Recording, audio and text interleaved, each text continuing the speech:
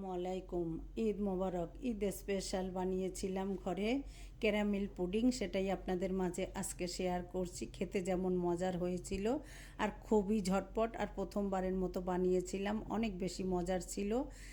এই পুডিংটার জন্য আমি পুডিংটা যে পাত্রে সেট করব, এতে আমি সরাসরি একটা ক্যারামেল করে নিচ্ছি। এখানে 6 টেবিল চামচ পরিমাণ চিনি দিয়ে সামান্য একটু পানি দিয়ে চুলাটা একদম হাই হিটে কিছু সময় একটু জাল করে নিয়ে যখন হালকা কালার হতে আরম্ভ করেছে, এই পর্যায়ে আমি চুলাটা একদম লো করে দিয়ে ক্যারামেলটা যখন এই পর্যায়ে কালারটা সুন্দর হতে শুরু করেছে, এই পর্যায়ে আমি চুলাটা অফ করে দিয়েছি।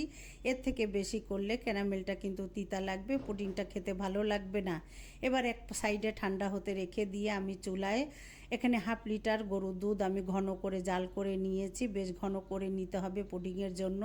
আর এখানে আমি স্বাদ মতো চিনি দিয়ে আরও কিছু সময় নাড়াচাড়া করে খুব ভালো করে দুধটাকে ফুটিয়ে নিয়েছি। আর দুধটাকে ফুটিয়ে নিয়ে এবার আমি নামিয়ে ঠান্ডা করে নিচ্ছি, উষুম গরম করে নিব। আর অন্য একটা পাত্রে এখানে আমি দুটো রুম টেম্পারেচারে ডিম নিয়েছি, ফ্রিজ থেকে আমি 20 মিনিট আগে বের করে রেখেছিলাম।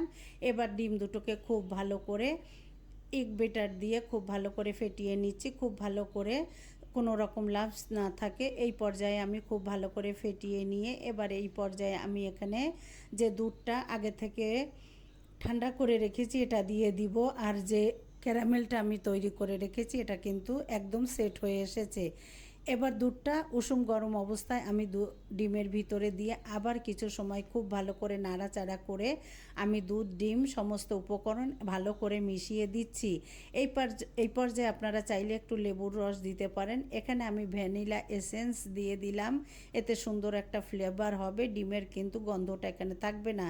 দিয়ে আমি আরও কিছু সময় খুব ভালো করে সমস্ত উপকরণ মিশিয়ে নিয়েছি। আর সমস্ত উপকরণ মিশিয়ে নিয়ে এবার আমি যে পাত্রটায় পুডিংটা সেট করব, একটা স্ট্রেনারের উপরে আমি লিকুইড বেটারটাকে ছেঁকে নিলাম। ছেঁকে নিয়ে এবার আমি এই মোল্ডটার ঢাকনাটা দিয়ে আমি এবার পুডিংটাকে চুলায় বসিয়ে দিব। আমি এখানে ঢাকনাটা দিয়ে এবার চুলায় একটা পাত্র বসিয়ে এখানে আমি নিচে একটা মোটা টিস্যু দিয়ে এবার আমি এখানে আমার পরিমাণ মতো পানি দিয়ে দিলাম, দিয়ে একটা স্ট্রেনার বসিয়ে দিলাম। আর পাত্রটা এমন করে বসাতে হবে যাতে 3 ভাগের 4 ভাগের 1 ভাগ পানির নিচে থাকে।